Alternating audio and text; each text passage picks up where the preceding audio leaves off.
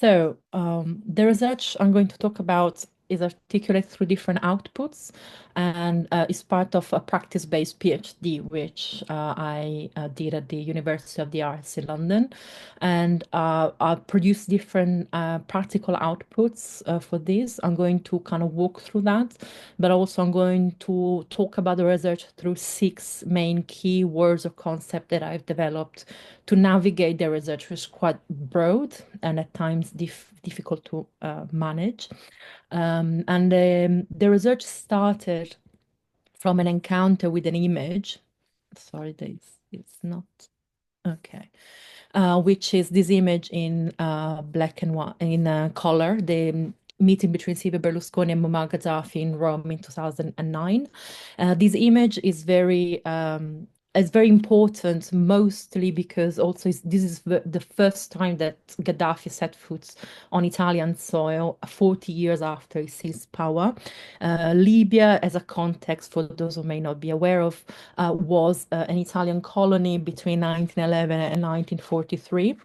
And so for decades there have been very contested sort of relations and also a very several demands for reparations were always ignored by the Italian government. And this meeting in 2009 follows the signing of the Treaty on Friendship, Partnership and Cooperation in 2008. That was signed in Benghazi. And then this Treaty of Friendship had different moments of sort of reiterations and sort of new treaties on mostly bilateral agreements were signed following the treaty. And so there were different diplomatic meetings, and one of these, the first one in Rome, is this one in 2009. And as soon as Gaddafi, this picture is taken just after Gaddafi got out of his plane, is at the airport, and is wearing this image on his chest, the image of that shows that you can see here the black and white image of Omar al-Mukhtar, that was the leader of the anti-colonial resistance to the Italian occupation. And the resistance lasted for 20 years. Basically, one region of Libya, Cyrenaica, was never really under control, Italian control, because of this really stench resistance. And so when with Omar al-Mukhtar's capture and execution in 1931, there's also sort of phasing out of the resistance and also of the genocide that the Italians perpetrated at the end of the 20s and 30s to try and crush the resistance. So it's a very significant image. And also Gaddafi has used the image, has exploited the image of al-Mukhtar in very different ways to sort of gain consensus throughout these 40 years of dictatorship. So what's interesting is, just to start with this image, there's a symbol of diplomatic friendship, the handshake, the Treaty of Friendship that has been celebrated. And then there is this image that is sort of creating some sort of contrast and conflict. The other element that I was interested in when I started looking at this event that I found is an archive of news updates that look like that. So these are 3 different days of the 3 different days of the event when Gaddafi was in Rome. They were reported almost minute by minute with live news updates by a left-leaning newspaper called La Repubblica in Italy. And they were then also archived, and here you have a little video showing you what they look like. As a list that can be expanded. So the list you saw before, each title sort of can be expanded into small just very small blurbs. And so what is interesting about this material is that not only it's almost minute by minute narration of the events, reporting of the event, it's also been archived in a peculiar way because of this sort of copious and extreme reporting. And also, just as a reminder, this is 2009, so it's when Twitter, is starting to be very prominent, and the newspapers are trying to also compete. So it's almost like a breaking news formats, but then becomes archived, and it becomes archived in this way that's it's only used for this event. I have not found any other event archived in this particular way. And when I look at all this material, this narration from the newspaper, I became intrigued by, the idea of the possibility of turning that into a film, almost the idea of like, can I turn this into a script? And so the event became the case study of my research, and I've looked at this event through these two very different specific press materials, the image of Berlusconi and Gaddafi and these newsfeed. I got to call it newsfeed in my research. And what's another question that was interesting for me in these two elements is the question of temporality. On one hand, with the Berlusconi Gaddafi image, we have different layers of time. We have a past, which is a recent past, 2009. Also, I started the research in 2017, so it's, more recent than it is now. And then of course, a reference to a more distant past, a past which is, very connoted by very specific colonial violence. And of course, we are looking at this image now, where we are living with the aftermath of this meeting and this treaty of friendship, which is still ongoing in different ways, but still ongoing, as this is the bilateral agreements on migration signed as part of the Treaty on Friendship are those that are that have started the repatriation of the refoulement of migrants in the Mediterranean and the building of detention centers for migrants in Libya that grossly violates human rights. And so this is a very important meeting for those reasons, and that is the only part of the Treaty of Friendship that is still alive today. They were part of the Treaty of Friendship. There were other agreements on energetic provision and economic deals and so on, and also colonial reparations that kind of were uttered but never really took shape in any meaningful way. And so that's how we're looking at the image now. So there is, the aftermath of the image, and then there is these two different layers of past temporalities in the image. And then the question of the news feed, what interests me is that the live news update is produced in the moment to be consumed in the moment. It's a very condensed form of communication that is not really made to be archived. Generally is made to be consumed and in the moment and discarded almost. So the idea that of seeing them together, archived in this way all together, was interesting to me to see what they do together when they become a document. And so that was very much the beginning of the research, was to think and test how this compilation of live news updates could work as a document, as a script, and how does it work as a document, and what does it say, what is its impact on the way we perceive historical events as they unfold. And so that was the beginning of the research, and then I focused on translating the essay, the news feed into a film, and I'm just going to show you a very brief extract of the beginning of how I started to think about this formal translation of the news feed into a film. The 10th of June 2009. 10:50.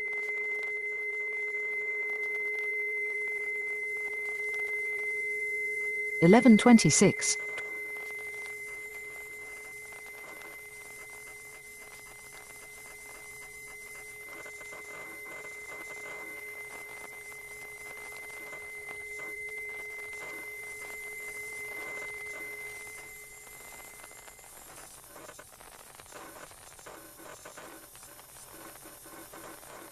12:01. 12:03.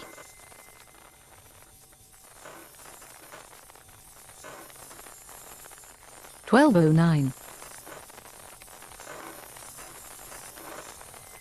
12:24. 12:25.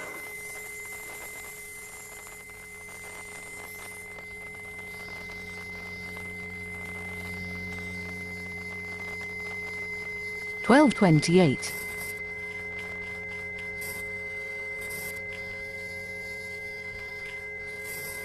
1246,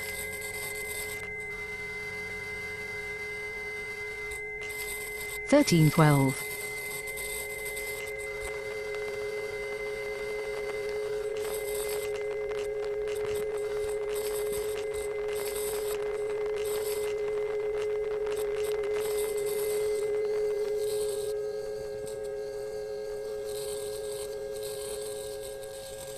1329.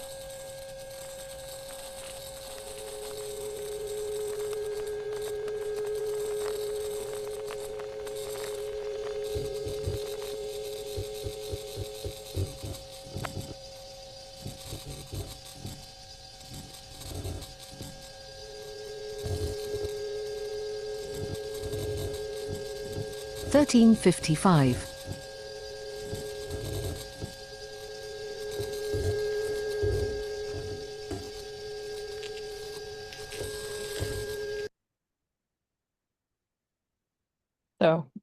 So that was the very beginning of just looking at what the live news feed and the news updates would do just by turning them into moving image.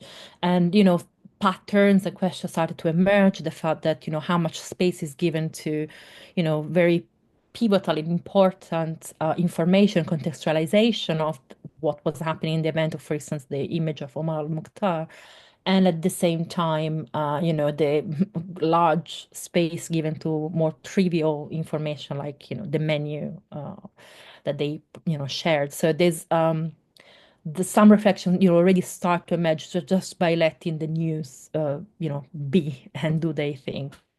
And then from that, I became interested in this idea of unpacking these news and turning them and sort of creating a reflexive voiceover, sort of a counter narration to them to sort of contextualize them. Because one of the main issues is that they are very, very they're very compressed, and by unpacking them, you need to create a contextualization. Then the other question was for me very important in analyzing this event and the image in particular is to think about what kind of events I was dealing with, and this idea of the neocolonial spectacle became a way for me to think about this event and in its media representation and how it functions as a media event, like going back to the Diane and Katz understanding of media events as event that constructs that are constructed through media and the sort of spectacularizing of politics that project already historical relevance onto the event. And so a lot of the analysis of the work, the reflection of the work also focused on the performance of politics, the relation between these two bodies, Berlusconi and Gaddafi, the sort of masculinity they perform and the politics they perform. And also in starting to think about why I chose the word neocolonial, what for me was very specifically linked to Kruma's understanding of it, mostly because of Kruma's speaking very much about the relation specifically between Europe and Africa. And so these are just ways I'm going quite, superficially now, but because I'm going to try to focus more on sort of the practice, this idea of essayistic, but just to give you a like a contextualization to the work.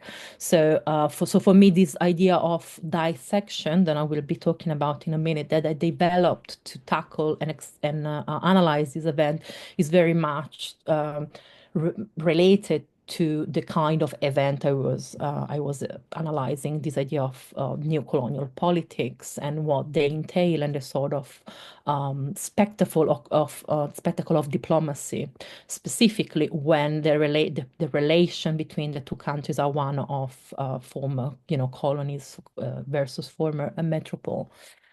So the first challenge after starting to think about how to translate the film, their news feed into a film, was to think about a structure for the film. And I started to think of these 3 days and the the 3 days reported by La Repubblica and the newsfeed as they seem to mimic to me the three-act structure, as in the first act, the first day is, this idea of the image war by Gaddafi functioning as an inciting incident which disrupt this celebration of friendship. And then the second day, in fact, already part of the first day after this, the use of the if Gaddafi's image, and the second day of the event are very much punctuated by a lot of protests and contestations from politicians, local people, the population in Rome. So there was a lot of contestation and confronts. So then the last day is the day of economic deals, and where everything seemed to be finding a sort of resolution. And so I've used this idea of the three-act structure to structure my an initial film. At the beginning, I was aiming to produce a single channel feature-length film. Then never really happened. I'll get through that. And then so the idea was to have these acts where I would let the news speak for themselves, being translated, and then having counter acts in which I would unpack these and contextualize this news. And I've used critical discourse analysis to also to analyze the news feed, and not only that, but also the Treaty of Friendship, Partnership, Cooperation text to sort of, then develop my counter narration.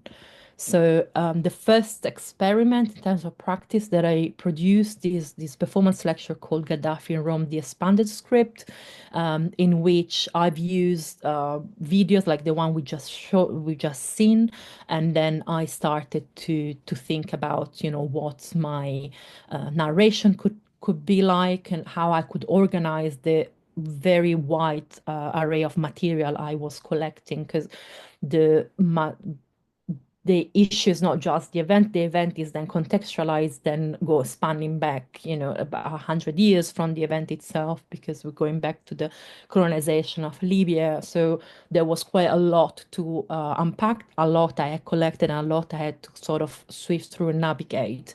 And the performance lecture called the expanded script was the idea of starting to test the script and starting to give a shape and a structure to the film and this material, and testing this structure that I just introduced. So this idea of the three-act structure and the counter acts.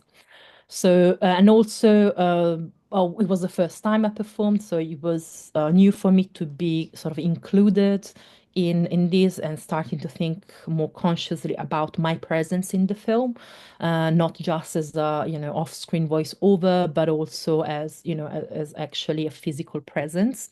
And so I'm just gonna skip this, otherwise we are here until next week. So the third keyword that I developed in this research, which was very important and really came together with the development of the performance lecture, was the notion of archive of coloniality. So what I mean by that is a way to go out of the archive, specifically of the institutional archive, because I was dealing and working with a very wide array of material, which were not necessarily, more traditional documents conserved in institutions. So I was working with a lot of sort of, material circulating online, the news, a lot of text as well, a lot of, screenshot material collected online, YouTube videos, because I managed to find a few amatorial documentation of the event, documentations of the event. At the same time, I mean, we're talking about 2009. The quality was very bad, but still there were a few. It wasn't as extensive as it would be today. So I was trying to think about what it means to work across a more traditional archival material and a very digital sort of debris and sort of material that is still circulating. And at the same time, because of the research I was doing, not only through my PhD, but more specifically in confronting my positionality, my presence in this research, and my positionality as a whole, as a white European Italian researcher that works on Italian imperialism, colonialism, colonial violence, and that does that from the center of the former British Empire. There were very different layers of questions that to do with my positionality that I had to really that always been very, that always been very central to my research and to thinking about how I am going to narrate this event and how I'm also inhabiting my research and the spaces that my research inhabits. Because, of course, it's not just, especially I think I mean, it's not especially because, of course, we are as academics, we are traversing many institutions, but then also as artists, we are as people working in practice, we are traversing another set of institutions and questions always. So there were quite a lot of ethical questions that I had that were always very important to my research. And in terms of accessing archives, just to say that Italian colonial archives were only open for researchers that were not dictated by the state in the 80s. And this is the first moment where there is a wave really of kind of critical historiographical work on Italian colonialism, but the whole situation, the whole field is still quite underdeveloped, especially in certain areas. Libya in particular, there is very little scholarship produced also because of the situation in Libya and the very scarce scholarship produced by Libyan researchers. So, and a lot of, there are testimonies of, different researchers, filmmakers of former Italian colonies that have been refused access to Italian archives, footage, and so on. Thinking about Ali Ahmed Abdulatif while he was working on the genocide in Libya. I'm thinking about Haile Gerima as he's trying to finish his film on the Italian occupation of Ethiopia. So there is an ongoing gatekeeping and of the archives that at some point I decided that I wanted to refuse this kind of engagement with these archives and the being tied to these spaces.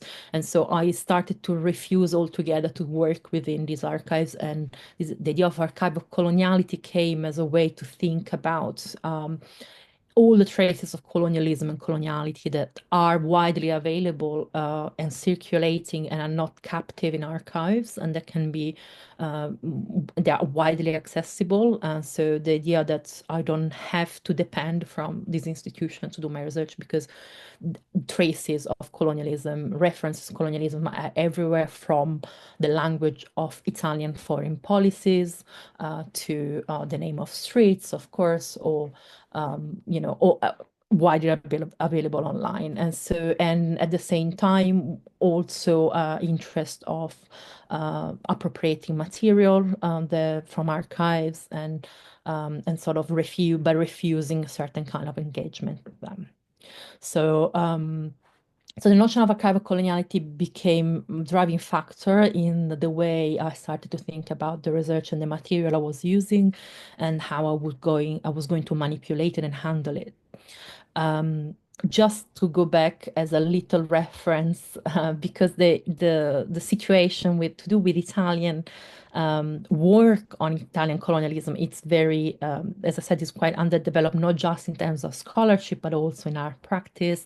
Of course, the main reference is Yervan Janikian and Angela Ricciolucchi's work, especially Pays Barbares from 2013. But previous to that, we have some examples of work that are very nostalgic in the use, in the look at of Italian colonialism in Libya, because there is more work to do with the former colonies in the Horn of Africa, but with Libya, there's always very scarce in terms of production of work. And so for me, also I wanted to depart both from, of course, the nostalgic, not just depart, but completely counteract the kind of most nostalgic work, but also I was interested not to stay within the colonial archive as, the work of Janikin and Ricciolucchi, but really very much coming back to the present and connecting the past and the present. And so what came what became my strategy to do this is the idea of dissection. So my work became a concern with developing this strategy of dissection for my research. Now, why I did that is quite casual. Like I kept saying that the news feed allowed me to dissect the event because of its sort of minute by minute chronicle, minute details about so detailed and so zooming in into the event. It allowed me to do all of that. Um, and so this idea of dissection, as I kept saying the word, became something I became curious about. So I started to look at the practice of dissection and what that entailed.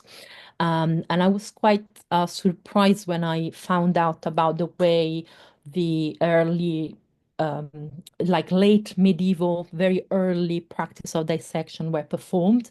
And they were performed in a they were understood and performed in a very different way that we are that we would assume today, and basically the way they've become within birth of modern anatomy. So at the time, the practice of dissection was purely performative.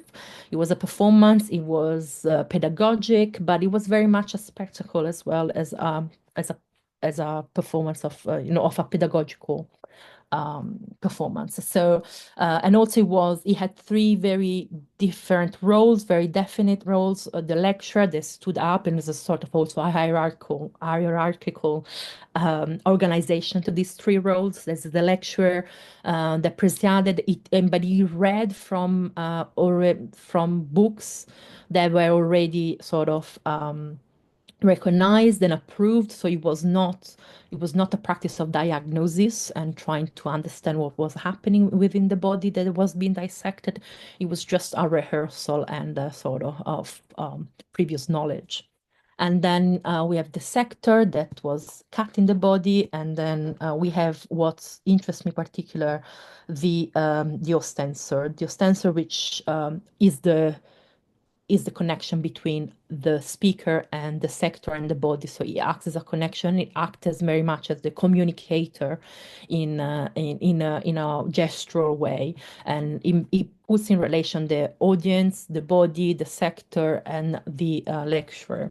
And that became a figure that I thought that I've used a lot to try to think about my role within the film, and also the lecture became a way for me to rethink about how I was using my voice and the narration, the sector, how I was manipulating and cutting through these images and this material, and of course the stencil, how everything was coming together through gestures, through pointing, and so on. So the initial considerations about this idea of this notion of dissection as a strategy that was rooted in the essayistic, were based on this idea of the fact that they allow me to expand and perform an investigative knowledge producing process. So I was interested in this idea of pedagogic performance that allowed me to make the research process visible but also accessible.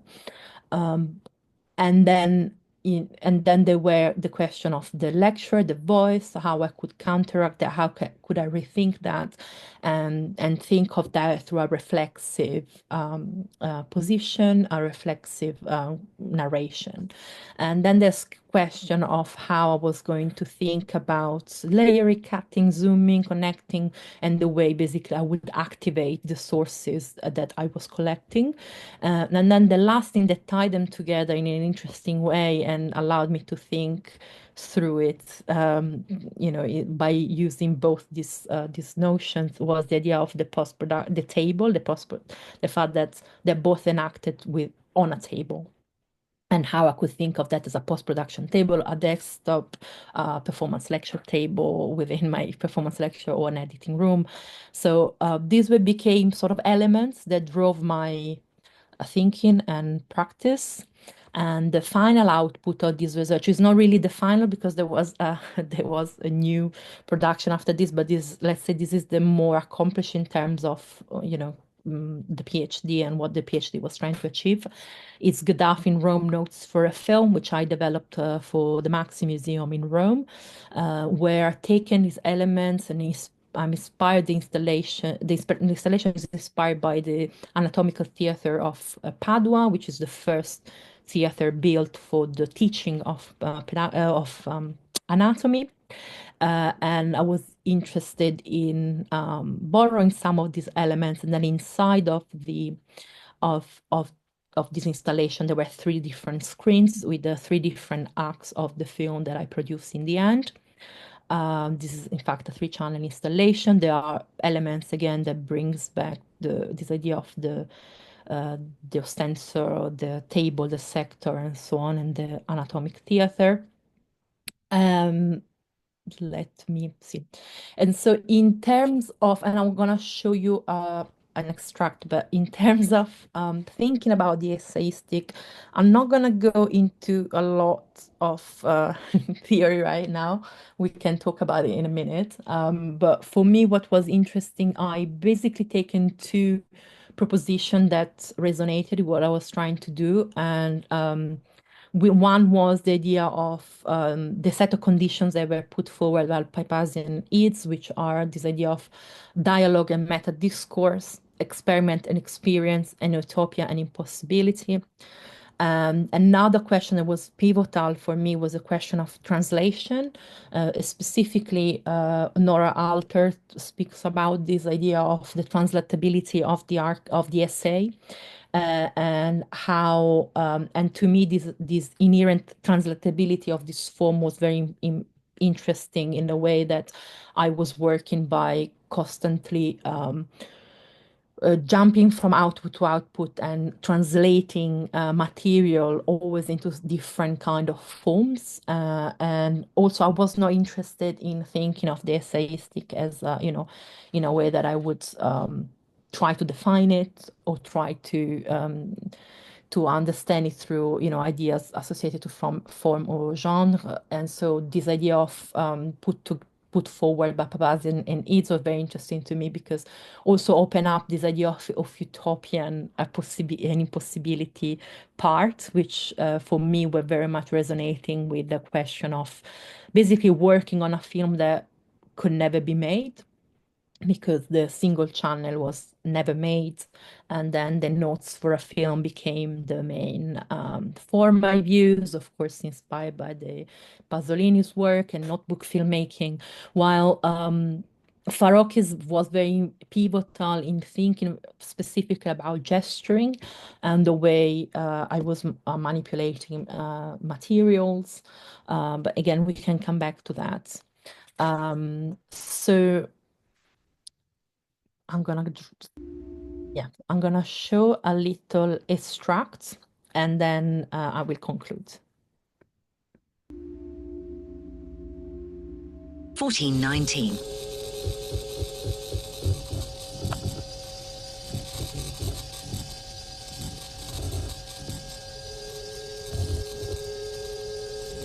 $17.10.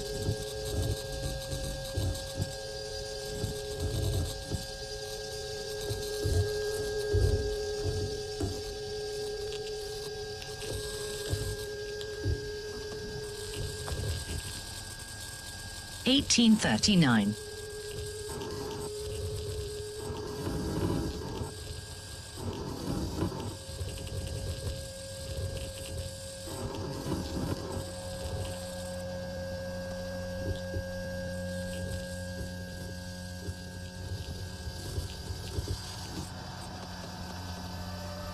2026. 2052.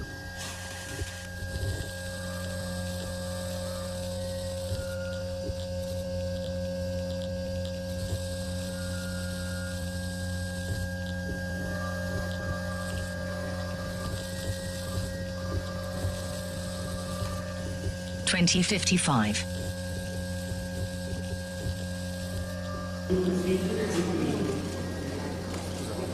2056. 2057.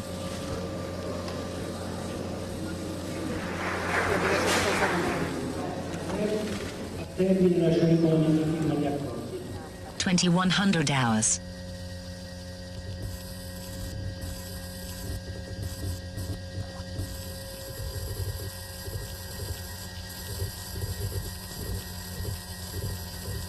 Twenty-one 27.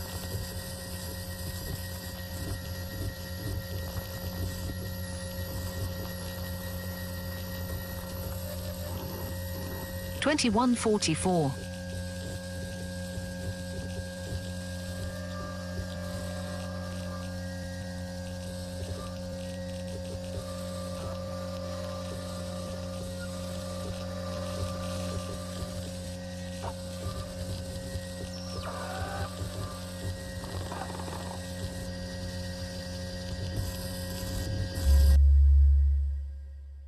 'I need to pause for a moment. I want to go back in time to August 2008, when the Treaty of Friendship, Partnership and Cooperation was firstly signed by Berlusconi and Gaddafi in Benghazi. Precisely to the speech that Berlusconi gave and to his address to the Libyan parliament the following March.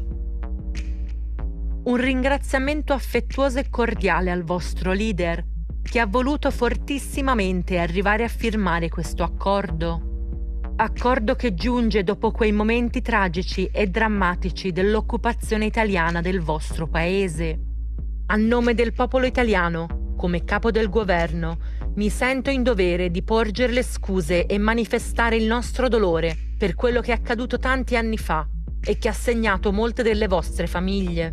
Il vostro leader ha voluto mettere fine a questo periodo, a questi lunghi anni in cui i nostri due paesi hanno sì collaborato, ma sono stati divisi nel ricordo di quello che è successo in quegli anni. Il vostro leader ha voluto che guardassimo avanti e costruissimo per tutti, ma soprattutto per i nostri giovani, un'amicizia che potesse rendere i nostri popoli più felici.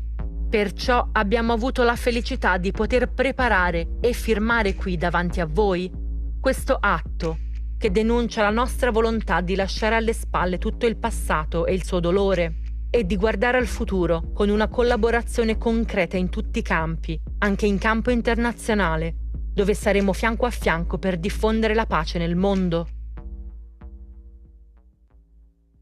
Accuso il nostro passato di prevaricazione sul vostro popolo e vi chiedo perdono. Lavoreremo insieme con il vostro leader per il bene dei nostri due popoli.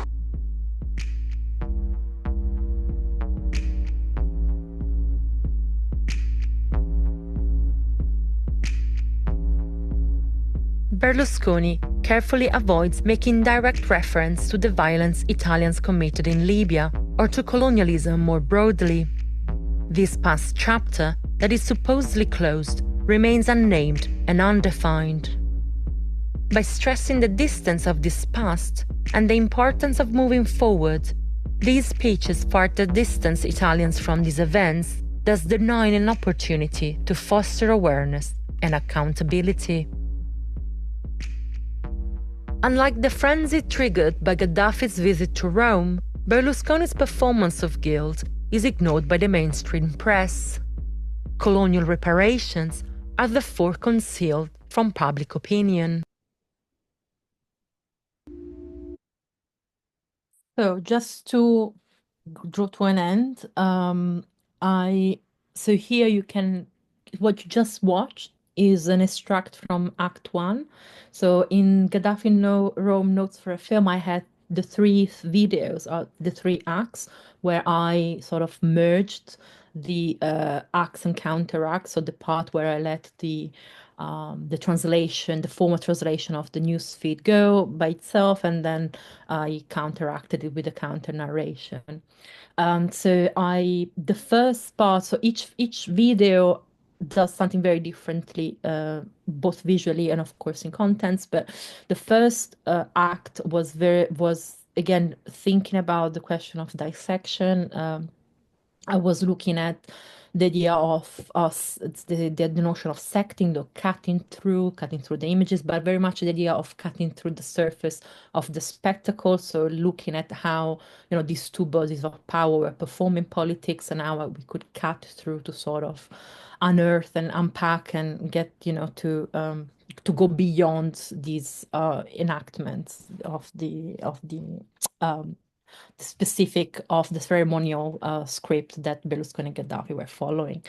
And then the second act, it's going very specifically into the notion of sort of more of a macroscopic gaze, the idea of when we're looking at dissection, we have the first layer is the topical layers. When we cut through the skin, then there are two opposing and different techniques. There is the macroscopic and there's the microscopic. So there is going in very to the cellular.